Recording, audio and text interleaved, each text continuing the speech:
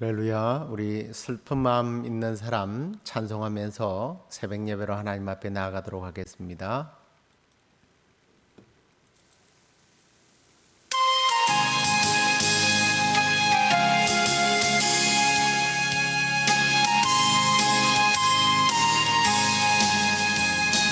슬픈 마음 있는 사람 예수 이름 믿으며 영원토록 변함없는 깊은 마음으로 들이 예수의 이름은 세상의 소망이요 예수의 이름은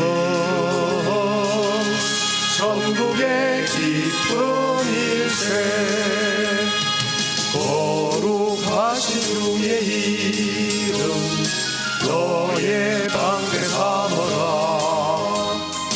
환난 시험 당할 때에 주께 기도드려라 예수의 이름은 세상의 소망이요 예수의 이름은 천국의 기쁨 일세 존귀하신 주의 이름 우리 기쁨 되도다 주의 품에 안길 때에 기뻐 찬송 부르리 예수의 이름은 세상의 소망이요 예수의 이름은 천국의 기쁨 일세 우리 갈 길 나간 후에 보좌 앞에 나아가 왕의 왕께 경배하며 혈류하는 의리 예수의 이름은 세상의 소망이요 예수의 이름은 천국의 기쁨 일세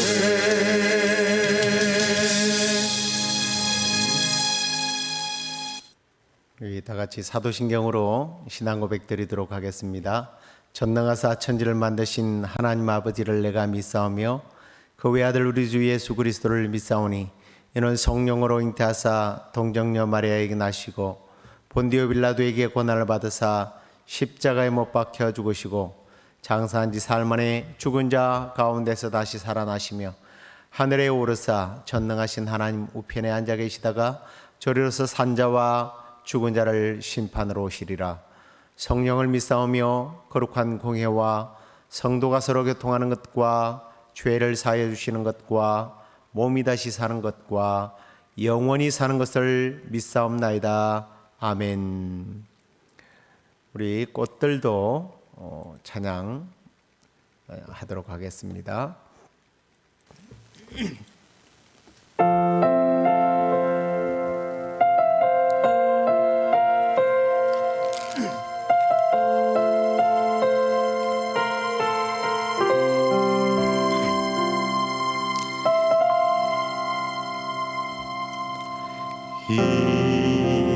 이곳에 생명샘 솟아나 눈물 골짝 지나갈 때에 모자라 열매 맺히고 웃음소리 넘쳐나리라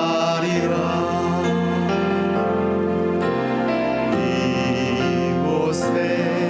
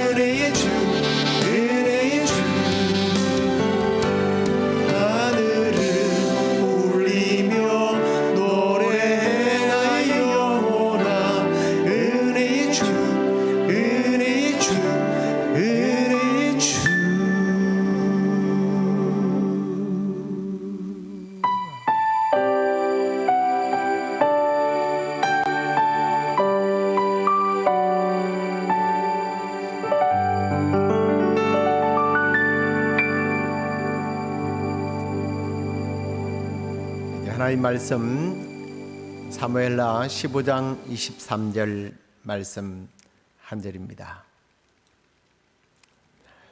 온 땅 사람이 큰 소리로 울며 모든 백성이 앞서 건너가매 왕도 기드론 시내를 건너가니 건너간 모든 백성이 광야 길로 향하니라. 오늘 묵상은 17일 날이고 또 16일 묵상까지 조금 믹스를 해서 함께 말씀을 나누도록 하겠습니다. 오늘 역시 답글 중에서 성도들과 함께 나눌 만한 내용들을 소개하고 말씀을 함께 나누도록 하겠습니다. 다윗, 모세, 엘리야와 그리고 또 세례 요한처럼 하나님께 쓰임 받으며 교훈적 역사를 만들어간 대부분의 사람들이 광야 학교를 나왔네요. 찻잎을 따고 나면 불에 달구어진 무쇠 솥에 넣고 볶는 과정을 수없이 반복하다 보면 풍미가 가득한 이름 있는 차로 비로소 황골탈퇴하게 되지만 그 과정을 거치지 않은 잎사귀들은 썩어지게 되는 나뭇잎처럼 무명의 삶을 살겠다는 생각이 듭니다. 귀한 말씀을 이렇게 또 묵상해서 나눠주셨고요. 또 어떤 분은 월요일 답장입니다. 큰 시련을 통해서 겉으로는 알 수 없는 많은 사람들의 본성이 튀어나오는 걸 봅니다. 정말 많은 사람들이 숨겨오던 자신의 불만과 이기심을 표출하며 더 어지럽히고 또 그 반면 기도하며 순종하며 잘 지키는 사람도 보게 됩니다. 저희들도 다 완전할 수 없는 사람이기에 제자들처럼 불안해하고 흔들릴 것이나 그 속에서 더 믿음이 나아져가게 되기를 소망합니다. 귀한 또 깨달음 묵상들을 나눠주셔서 대단히 감사합니다. 신앙생활을 하면서 참 많이 부딪히는 주제 중에 하나가 바로 우리 성도들이 겪는 고난에 관련된 부분인 것 같습니다. 사실 우리 한국 분들이 예수를 믿고 신앙을 가진 이유 중 하나가 일본에 의하여 자유를 유린당했을 때 그 억눌림에서 벗어나고 싶은 마음에 예수님을 찾았습니다. 또 그 후에 전쟁의 비극 속에서 목숨을 보존하고 평안을 추구하는 마음, 그리고 그 지긋지긋했던 가난으로부터 벗어나고 싶었던 마음 때문에 예수를 믿었다는 것에 대해서 아마 부인할 사람들은 그다지 많지 않을 것 같습니다. 그리고 전 세계가 거의 그런 경우가 많습니다만 여자분들이 더 많이 그 예수님을 믿게 된 것은 그 남편이 술, 폭력, 도박 이런 참 남편으로부터 의지할 것 없고 그 억눌린 자존감 또 인권 이런 것에서 벗어나기 위한 피난처로 많은 부인들이 예수님을 찾게 되었습니다. 그런데 이게 과거만은 아닌 것 같고요. 지금도 겪고 있는 불행한 삶과 또 질병과 같은 그런 고난의 현장에서 벗어나기 위해서 하나님을 찾는 경우가 대다수입니다. 그런데 우리가 예수를 믿으면 정말 고생 끝 행복의 시작일까? 아무런 어려움도 없는 그야말로 광야와 고난의 골짜기와 그리가 먼 푸른 초장과 맑은 시냇물이 흐르는 그런 곳에서 평화로다 이러면서 정말 평안하게 살고 싶은데 문제는 그게 아니더라는 겁니다. 왜 그럴까요? 성경은 하나님은 우리에게 너희가 나를 믿으면 그 어떤 어려움도 너희 주변에 얼씬거리지 못하도록 일어나지 않도록 내가 해 주겠다라고 약속하지 않았기 때문입니다. 정말요? 예, 사실이에요. 수많은 성경 말씀들이 그리고 수많은 우리의 믿음의 선배들이 이 말씀을 잘 대변해 주고 있습니다. 증명해 주고 있어요. 제가 여러분들과 함께 나눈 화요일과 수요일 그 묵상에 대한 내용은 다윗 생애에 대한 내용들이었죠. 다윗은 오늘날까지 이스라엘 사람들에게 가장 존경받는 왕입니다. 그런데 그가 존경받는 이유가 단지 왕이 가진 위엄이나 그 권위적 통치력 때문에 그런 것은 아닌 것 같아요. 다윗은 하나님께서 그를 위하여 준비해 놓은 그 광야 학교에서 훈련을 잘 견뎌내었고 그 훈련을 자신의 삶 속에서 잘 적용하며 인생을 살았기 때문에 그들에게 교훈을 주기 때문에 참 삶의 모범이 되었기 때문에 그를 존경할 겁니다. 그가 왕이 되기 이전에 정말 무지한 양들을 치고 있을 때의 그 과정을 보면 그 집안에 형들이 7명이나 더 있었습니다. 근데 다른 아들들은 들판에 나갔다는 기록이 없어요. 하지만 다윗은요, 자신에게 주어진 그 양을 치는 일에 결코 소홀히 하지 않았습니다. 그리고 그 자신이 사자와 곰과 같은 맹수들을 두려워하지 않고 자기 양떼를 지켰다고 고백한 걸 보면 얼마나 혹독한 훈련 과정을 겪었는지 알 수 있는 그런 부분이에요. 그 훈련받은 경험으로 맹수와 같은 골리앗을 때려 눕히지 않습니까? 그리고 그가 하나님의 선택으로 인하여 기름을 부음받아 왕의 후보에까지 올라가게 됩니다. 그런데 문제는 거기서부터 시작이 되었습니다. 골리앗을 물리치고 민족의 영웅으로 부상되었던 그가 어느 날 도망자 신세가 됩니다. 다윗이 골리앗을 물리친 후에 그의 인기가 점점 올라가게 되자 사울 왕은요, 사위가 된 이 다윗을 죽이기 위해서 10년을 쫓아다녔습니다. 그 10년의 광야 훈련이 그가 이후에 겪게 되는 수많은 어려움을 물리치게 되는 힘이 되더라는 거예요. 그렇습니다. 하나님께서 우리를 광야로 몰아낼 때 정말 섭섭하죠. 때로는 내가 신앙생활을 잘못해서 그런가? 왜 하나님은 나만 이렇게 혹독하게 다루실까 하고 또 섭섭할 때도 있죠. 별 생각을 다 하실 겁니다. 그런데 우리가 이해하지 못하는 것 중에 하나가 뭐냐면 하나님께서 우리에게 얼마나 우리를 지키겠다, 보호하겠다 그런 약속들을 많이 했기 때문이에요. 그런 약속들을 우리가 암송하고 묵상하면서 우리의 삶에 어떤 어려움도 겪지 않을 거라고 확신하죠. 그리고 또 힘을 얻잖아요. 그런데 믿음의 선배들이 그리고 내가 이 환난이라는 골짜기를 걷게 되더라는 거예요. 사실 부유함 뒤에 오는 가난, 영광 뒤에 오는 치욕, 충성과 의리 뒤에 오는 배반, 이런 것들이 따라올 때요 힘들어요.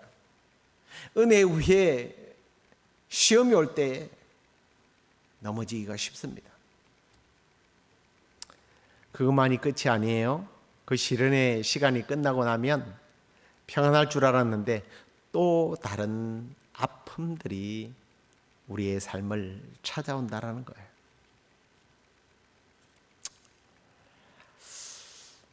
그 다윗의 생애가 바로 제가 앞에서 언급했던 내용들의 계속 반복이에요. 오늘 본문 말씀은 다윗이 압살롬의 반역으로 인하여 아들 압살롬에 의해서 도망을 가면서 기드론 시내를 건너게 된 그런 말씀입니다. 자, 보십시오. 그는 분명 하나님의 마음에 합한 사람입니다. 물론 그가 중간에 죄를 짓긴 했지만 철저하게 회개하고 정말 하나님 중심으로, 말씀 중심으로 살았던 사람이에요. 이제 영광만 누리면 될 나이입니다. 힘이 있고 능력 있고 순발력을 가지고 순간들을 잘 적응해 갈 수 있는 그런 때가 아닌, 이제 이 노년 인생을 마무리하는 그 시점에 영광만 누리면 좋겠는데, 그가 지금 기드론 골짜기를 건너가고 있더라는 거예요. 그것도 아들에게 쫓겨서.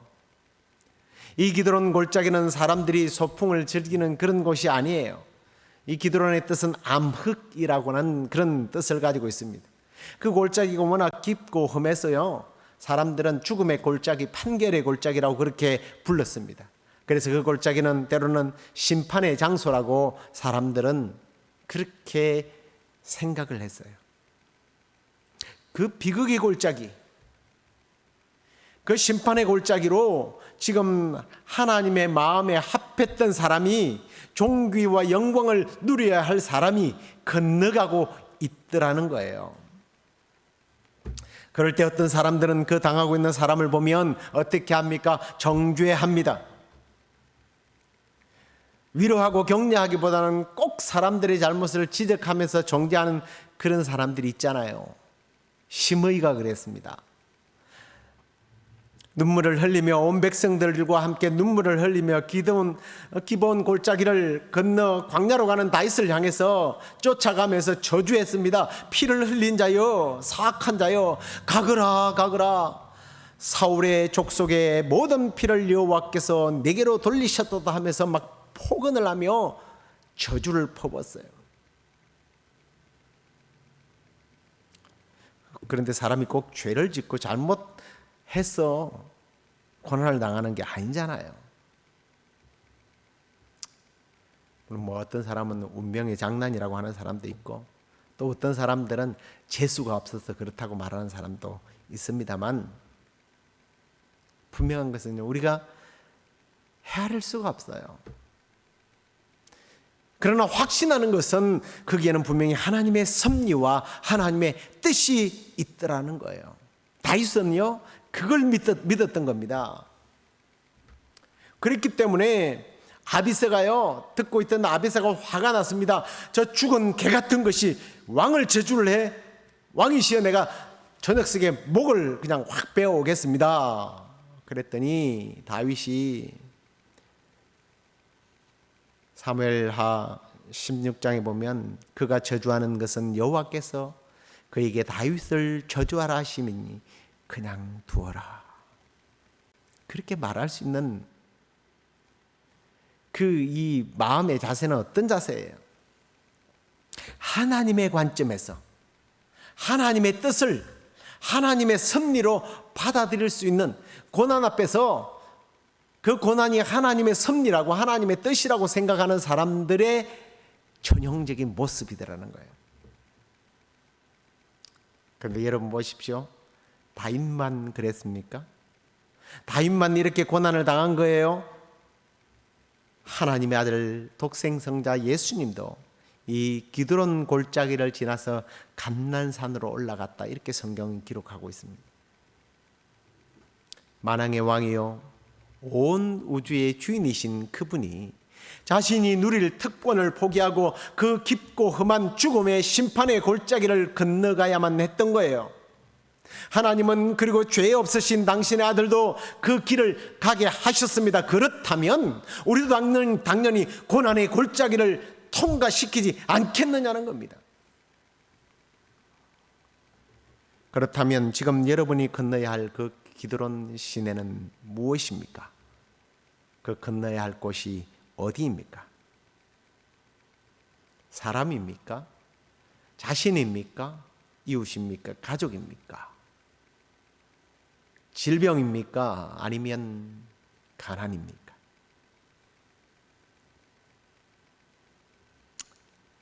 뿐만 아니라 바이러스로 인하여 겪는 여러 가지의 어려움들이십니까?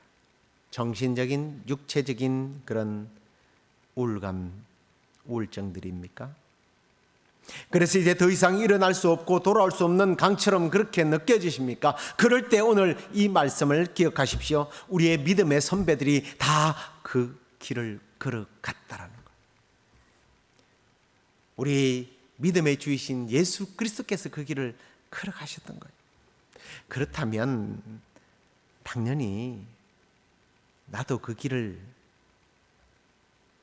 걸어가야 된다라는 거예요. 그리고 그러면 그 길이 끝인가라는 거예요. 그렇지 않습니다. 다윗도 우리 주님도 그 기드론 골짜기를 지나갔지만 다윗은 다시 승리하며 그의 궁으로 예루살렘으로 돌아왔습니다. 그리고 우리 주님은 그 죽음의 기드론을 건너갔지만 다시 부활 승리하셨습니다. 그런데 우리가 조금 여기서 한 단계 더 나아가서 다윗이 그 기드론 골짜기를 건너갔지만 다시 되돌아오게 되는 어떤 근거, 그의 확신에 대한 부분을 한번 짧게 한번 나누어 보도록 하겠습니다. 성경을 읽지 않고 설명만 드릴게요. 사무엘하 15장 24절 이하를 보시면 사독 제사장과 레위 사람들이 하나님의 언약궤를 메고 급히 다윗을 따라왔습니다. 그런데 다윗이요, 잠깐 하나님의 궤를 예루살렘으로 되돌려 보냅니다. 그러면서 그는 이런 고백을 합니다. 왕이 사독에게 이르되 만일 내가 여호와 앞에서 은혜를 입으면 도로 나를 인도하사 내게 그 궤와 그 계신대를 보이시리라. 하나님의 은혜가, 하나님의 능력이 나의 삶을 인도하시면 나는 다시 예루살렘으로 돌아가게 되리라. 이걸 확신했던 거예요. 여러분, 지금 죽음의 골짜기, 심판의 골짜기, 고난의 골짜기, 질병의 골짜기, 가난의 골짜기, 너무나 힘들고 아픈 눈물의 골짜기를 지나가고 있습니까? 십자가 군병 되신 성도 여러분, 힘을 내십시오. 용기를 내십시오. 다윗도 우리 주님 예수 그리스도도 그 고난의 골짜기를 지나갔지만 승리하고 다시 돌아왔습니다. 다윗이 그 승리할 것을 믿고 하나님의 법궤를 돌려보냈고, 우리 예수님도 다시 부활할 것을 그분은 제자들에게 이미 가르쳐 주셨고, 그리고 그 가르침대로 승리하며 부활하셨습니다. 그 하나님의 능력과 은혜로 인하여 지금 광야 학교로 지나가고 있는 분들이 계시다면 그 과정을 잘 마치시고 더욱더 강한 믿음의 용사로 거듭나시고 승리하셔서 정말 우리 주님 앞에, 우리 하나님 앞에서 다윗처럼, 예수 그리스도처럼 아주 아름답게 쓰임받는 그런 복된 생애가 되시기를 주의 이름으로 축원합니다. 제가 기도하고 주기도문으로 마치도록 하겠습니다. 고마우신 하나님, 참으로 우리에게 영생의 복을 주신 후에 더 믿음의 사람으로 거듭나고 하나님의 용사로 십자가의 군병으로 일어서도록 하기 위하여 이 기드론 골짜기를, 눈물의 골짜기, 가난의 골짜기, 질병의 골짜기, 고통의 골짜기를 건너가게 하신 줄로 믿습니다. 그러나 주님, 우리도 이 시간에 다윗처럼 확신합니다. 영광의 주님을 보게 될 것을, 승리하게 될 것을 바라보며 이 고통과 아픔과 눈물 속에서 희망을 잃지 않고 믿음의 주요 온전케 하시는 주님만 바라보는 저희들 되게 하여 주옵소서. 반드시 믿음으로 승리하는 주 앞에서는 저희들 되게 하여 주시옵소서. 늘 주님 기도할 때마다 올려드리는 사랑하는 딸 줄리, 이 기도원 골짜기를 지나가고 있지만 이 기도원 골짜기를 지난 후에 주님, 그 뒤에 계시는 우리 주님, 영광스러운 주님을 보게 하여 주옵소서. 우리 사랑하는 성도들 가운데 오늘도 여러 가지 기도의 소원을 가지고 주 앞에 엎드릴 때에 주께서 풍성하게 응답해 주실 줄로 믿사옵고 예수 그리스도의 이름으로 기도드리옵나이다. 아멘. 하늘에 계신 우리 아버지여, 이름이 거룩히 여김을 받으시오며 나라의 임하옵시며 뜻이 하늘에서 이루어진 것 같이 땅에서도 이루어지이다. 오늘날 우리에게 일용할 양식을 주옵시고 우리가 우리에게 죄의 지은 자를 사하여 준 것 같이 우리의 죄를 사하여 주옵시고 우리를 시험에 들게 하지 마옵시고 다만 악에서 구하옵소서. 대개 나라와 권세와 영광이 아버지께 영원히 있사옵나이다. 아멘. 기도 제목과 찬양을 들으시면서 계속 기도로 나아가시기를 바랍니다.